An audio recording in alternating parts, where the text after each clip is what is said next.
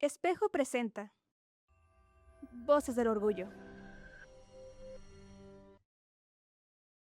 Muy buenas tardes, nos encontramos en otro episodio de este podcast Voces del Orgullo desde Revista Espejo. Este podcast número 4 lo denominamos La importancia de la salud mental en las personas de la diversidad sexogenérica. Y para ello se encuentra con nosotros la académica, la doctora Ana Isabel Osuna Sánchez. Sánchez Osuna. Sánchez Osuna. Doctora con el cambio de apellido. Está muy bien.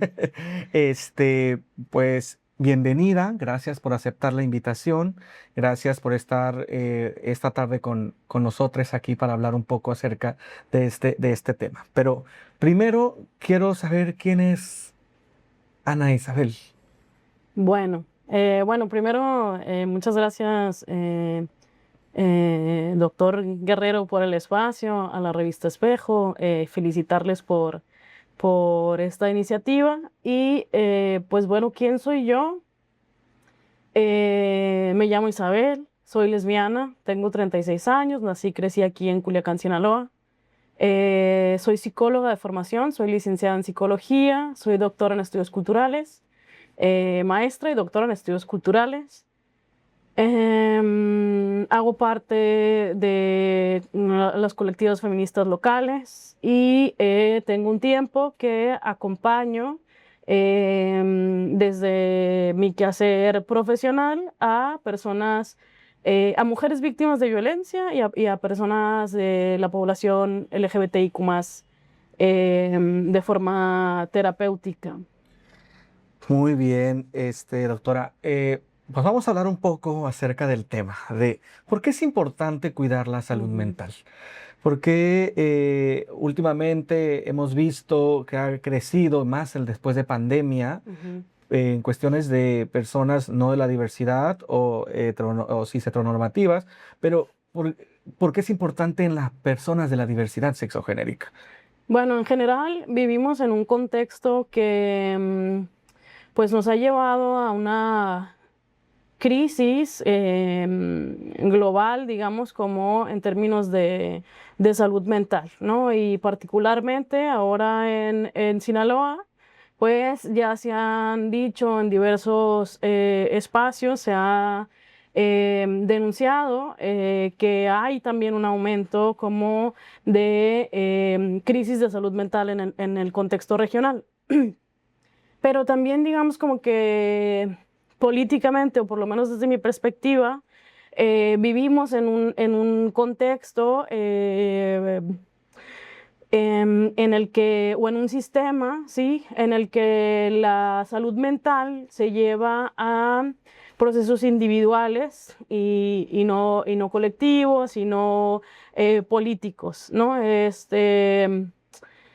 Digamos que hay mucho, como una también sobrecarga de información que nos dice todo el tiempo que debemos cuidarnos, que debemos ser saludables, que debemos tener un equilibrio entre nuestras esferas sociales, ¿sí? Y que a las personas jóvenes, adultas jóvenes, adolescentes, pues les genera mucha angustia esto de decir, bueno, ¿cómo hago para, digamos, tener una vida equilibrada y con la falta de tiempo, con la falta de espacios, ¿no? Pero te digo, como en el discurso, digamos, como normativo o hegemónico, eso se vuelca a una situación como de individualidad, como de que te toca a ti tener ese cuidado, ¿sí? O ese sostén de tu salud mental.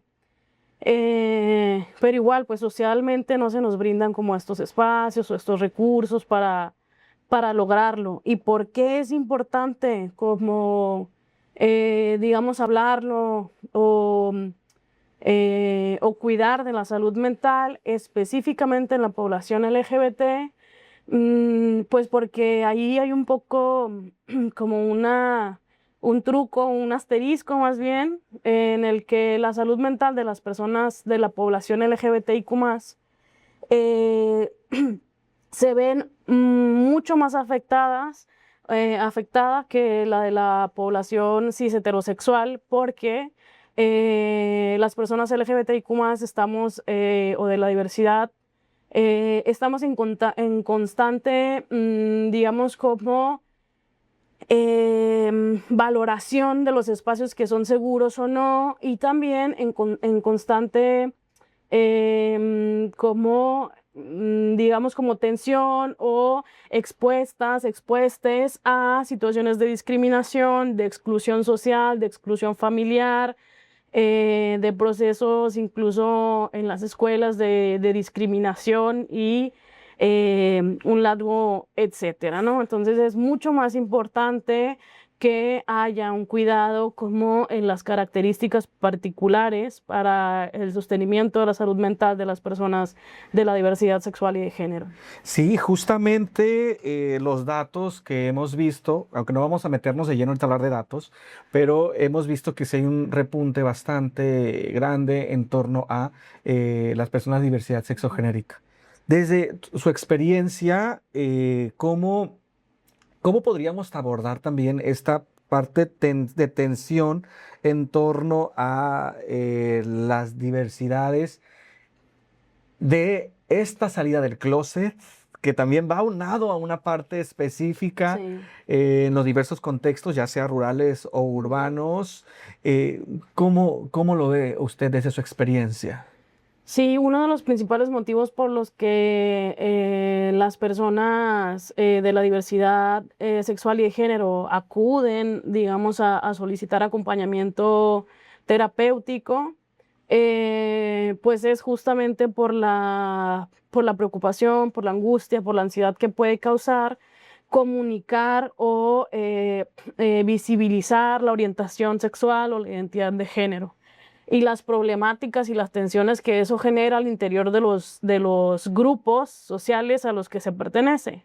Principalmente la familia. La familia con estos discursos sobre preocupaciones por les adolescentes, siempre tienen un discurso heteronormativo o cis heteronormativo de decir que son etapas o que es una decisión y puede cambiarse, que se intenten otras formas, que se intenten otros referentes, que se busque incluso aislar de los grupos alternos de apoyo, les amigues, pues justamente es una situación que vulnerabiliza mucho sobre todo a los adolescentes porque si se comunica la orientación sexual o la identidad de género y no hay un apoyo familiar o incluso hay una discriminación, una exclusión, un corte o una anulación como de los recursos, pues se enfrentan a situaciones incluso de deserción escolar, de Varias. muchas situaciones, o sea, como de mucha vulnerabilidad, por ejemplo, también de si pierden como el hogar incluso, ¿no? Entonces se enfrentan a Que estas esa es una de las situaciones. diferencias que la gente, perdón que le interrumpa, pero que Sí, no ve la otra población y que exacto. dice, no, es que a mí no me corrieron en mi casa por ser heterosexual. Ujú. Me corrieron Ni lo, posiblemente por otras ni cuestiones. lo tuve que Y lo tuve comunicar, que ¿no? comunicar. Entonces, sí, Entonces, ¿cómo es importante la visibilidad y atender esta parte? es importante la visibilidad, pero no es obligatoria. Es algo que yo suelo trabajar también como en mis acompañamientos. Te decía que el discurso familiar suele ser como de yo no quiero que te pase nada, no lo digas, no lo visibilices porque te van a discriminar. Sí, justamente comentábamos la parte de esta diferencia que tiene que ver con la salida del closet, porque no es lo mismo una persona de heterosexual a una persona homosexual o bisexual en cuestiones de esta salida del closet. Ujú. ¿Cómo lo consideras o de dónde, cuáles son estas diferencias que usted ve sobre ellas? Sí, pues justo decíamos que esta es una de las principales preocupaciones, ¿no? Pero una situación que yo suelo recomendar o más bien hablar en el acompañamiento psicológico es que la comunicación o la visibilización de la orientación sexual es necesaria, es positiva, brinda referentes a otras personas, visibiliza la existencia de la población LGBTIQ+, pero sí hay esta consideración de comunicar la orientación sexual o la identidad de género una vez que las personas sientan la seguridad de tener una red de apoyo, incluso hasta unos propios medios de sostenimiento. Espacios seguros tenemos. Un espacio seguro, o que sientan que en los espacios que comparten no van a ser violentadas o no van a ser rechazadas como en estos contextos, ¿no? Y la diferencia pues es muy amplia, como también estábamos mencionando, incluso en cómo y esto es algo que también decimos mucho, ¿no? Como quienes investigamos estos temas o quienes acompañamos estos temas, como esta situación de tener que estar saliendo del closet todo el tiempo, sí, en todos los espacios, en situaciones cotidianas, ¿no? Puede ser la escuela, el trabajo, nuevos contextos de amistades, incluso para situaciones muy cotidianas o que a las personas heterosexuales pueden no imaginarse, que, no sé, por ejemplo, para rentar un espacio, ¿no? Sí, bastante. Saber si las personas con las que te vas a encontrar o te van a, no sé, también en los servicios médicos, o sea, quienes te van a proveer un servicio del tipo que sea, saber si te vas a encontrar con personas pues LGBT-fóbicas, ¿sí? Entonces... Y ya veíamos también, porque que en esos espacios de salud también, que lo mencionas que algo muy importante, han cambiado los cuestiones nada más de documentación, porque las prácticas siguen. Siguen siendo, sí. Siguen siendo discriminatorias. Hemos visto espacios donde han negado accesos, hemos visto espacios donde el trato no es lo mismo, y ahora hay que sumarle otro tema también, y esto es lo que nos lleva a otro posiblemente podcast que nos van a encontrar más adelante con el VIH y esta intersección de poder entender en estos espacios de salud. Sí, y en los espacios de salud, específicamente en los espacios de salud mental, pues no se escapan de esto, ¿no? O sea, yo he tenido, me han compartido experiencias a las que me dicen, no, pues mi terapeuta tenía un crucifijo en la pared o era católica y me decía que yo pues estaba mal o que debería de cambiar, que estaba confundida, ¿no? O sea, muchas experiencias también de discriminación de profesionales de la salud, en este caso, pues psicólogas, y además, pues otros espacios, ¿no? O sea, también para la población trans, pues llegar con endocrinólogos, que pues les niegan la atención, pues por estereotipos, por prejuicios, y no está, bueno, está normado, como dices tú, en papel, pero en la práctica es difícil también, incluso que las personas de la diversidad sexual y de género asuman que tienen derecho, por ejemplo, a denunciar esto, a visibilizar estas situaciones de discriminación, porque además eso, o sea, si no tienes otros espacios, otras estructuras que te sostengan, pues sueles decir, bueno, ni modo, voy a buscar otro profesional, otro espacio, no voy a comunicarlo a lo mejor, ¿sí? Pero vuelvo como a esta como permanente vigilancia como de los espacios y de las interacciones, de cómo va a ser recibida la situación de mi orientación sexual o mi identidad de género en cada espacio en el que necesito una interacción social. Entonces, de nuevo, esto pues tiene un peso muy particular en la salud mental de las personas, ¿no? Y justamente pensando en esto que me estás diciendo, de esta necesidad de que las personas de la salud tienen que estar capacitadas, tienen que tener esa formación en atención para las personas de la diversidad, y no es porque sean especiales, no, sino es porque tienen que estar, porque son personas parte de nuestro sistema social, o somos parte del sistema social.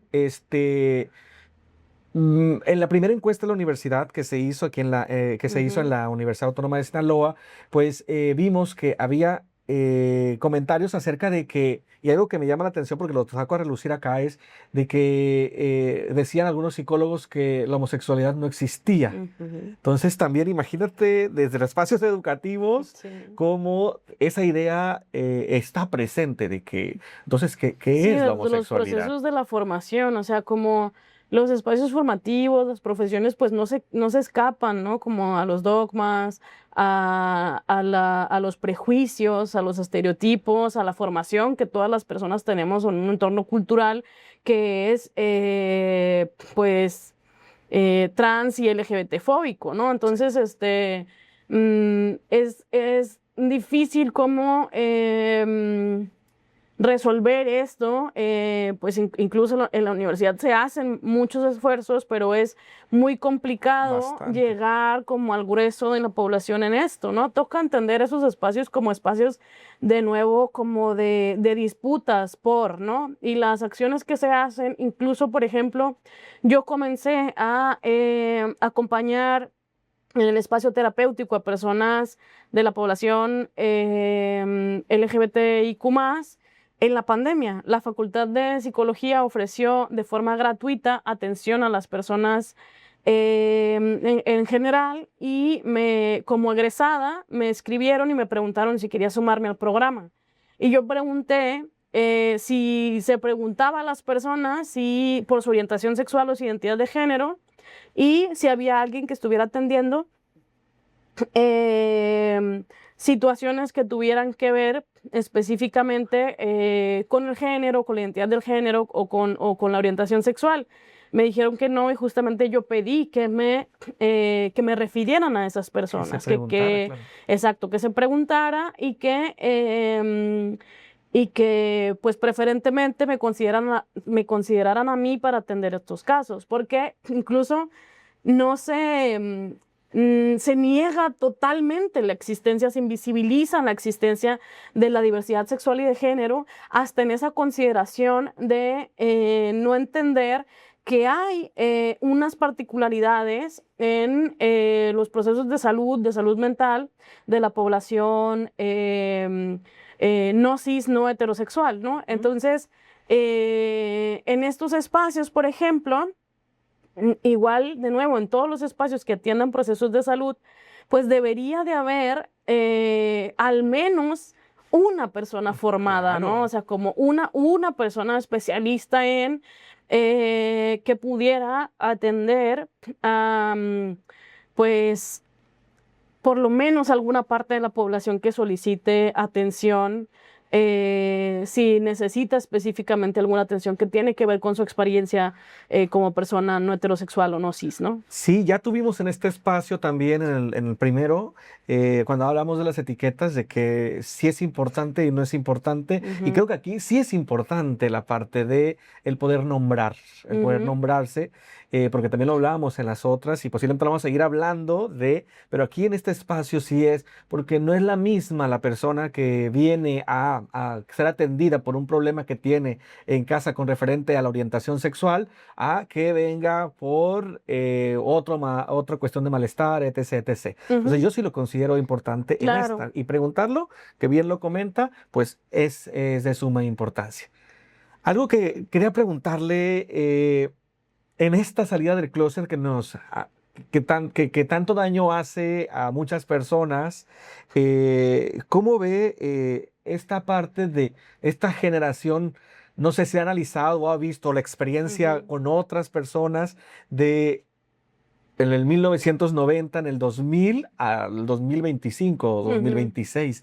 Ve en esta cuestión generacional, estas prácticas de la salida del closet han ayudado, han beneficiado o han perjudicado en este contexto. Es una lectura muy compleja, ¿no? O sea, creo que definitivamente las nuevas generaciones tienen muchísimos más referentes, muchos más referentes de la diversidad sexual y de género.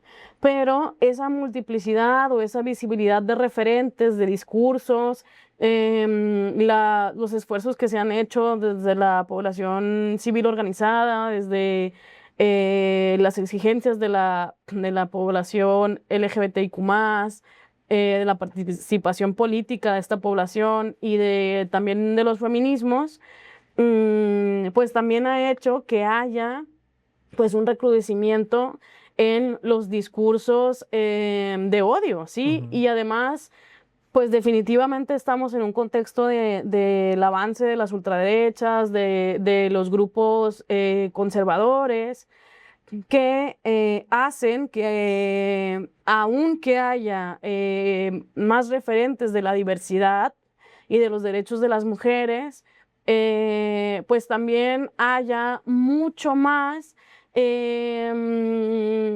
los espacios para la reproducción de estos discursos de odio. Por ejemplo, yo en las aulas no me encontraba en la mejor en los recientes 2000, que sí, evidentemente te encuentras el disgusto, la cara de molestia de algunas personas cuando tú hablas de ciertos temas, Sí, sí. cuando visibilizas ciertas experiencias, pero ahora no solo es la cara de molestia, ahora es sentir que tengo el derecho a expresar públicamente un discurso misógino, discriminatorio, un discurso de odio, ¿sí? Claro. Entonces, con estos avances también como de la reproducción de contenidos en las redes sociales sobre pues grupos de hombres que tienen también un discurso mucho, muy retrógrada, mucho, muy violento, pues hace que las nuevas generaciones, digamos como que vivan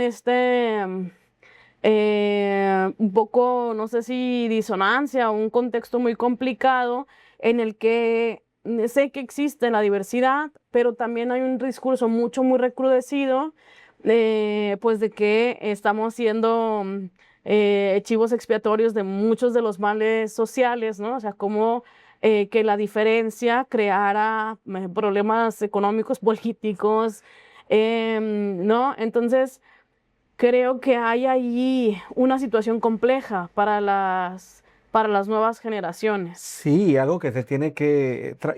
y pensando en esto ya para cerrar, este... Y no es por darle, no le vamos a dar aquí la responsabilidad de cuidados a las personas de la Ujú. diversidad, porque esto es un, ya lo comentaste, es un problema Sí. complejo, pero desde nuestras trincheras o de nuestros espacios, ¿qué prácticas de autocuidado podrían tener estas personas de la diversidad? Y sobre todo también la importancia que tiene el acompañamiento. ¿Qué nos podrías decir para cerrar Sí, sobre pues esto? definitivamente la colectivización de las experiencias, incluso no solamente como de las luchas y de la politización, sino de las experiencias, ¿sí? Hablar con personas con las que me sienta segure, tener un grupo de personas con quien yo sienta que puedo expresar quién soy realmente, con quien pueda compartir sentires, pensares, problemas, alegrías, porque a veces también en contextos cis heterosexuales podremos compartir los problemas, pero de repente las personas de la diversidad sexual y de género, pues muchas veces tienen que contener, no sé, situaciones de pareja o de encontrar contenidos que les gusten mucho, ¿no? O sea, como las alegrías compartidas, digamos como la defensa sobre todo porque mucho el discurso nos ha dicho históricamente que las personas de la población o de la diversidad sexual y de género seremos infelices, Sí, seremos bastantes. violentades, terminaremos soles y desolares, ¿no? Al Entonces, infierno de vamos a ir. repente, además, la defensa como de decir no, y también hay un proyecto de vida que es diverso, unas comunidades, incluso lazos familiares o bueno, más bien, sí, lazos como de apoyo, de construcción de redes o familias elegidas que no tienen que ver con la consanguinidad, pero sí con esta complicidad y también mucho pararse como en el derecho a vivir y a existir. Hay mucho esta necesidad en estos contextos, sobre todo en contextos en los que no es fácil tampoco visibilizarse como una persona no cis o no heterosexual.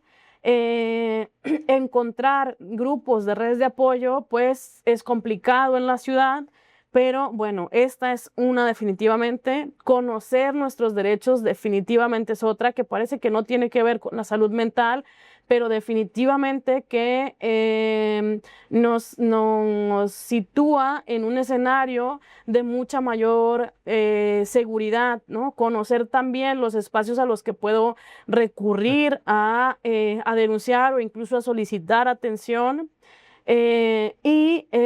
Pues definitivamente el acompañamiento, ¿no? O sea, como acompañarse y saber que no estamos solas, que no estamos soles, es una de las cuestiones que definitivamente abonan a la salud mental de la población LGBTIQ+, ¿no? Y de nuevo, mucho asumirnos en el derecho de existir, en el derecho de la rebeldía incluso, en el derecho a la diferencia, ¿no? Y pues eso, definitivamente yo diría que Hay bastante sí.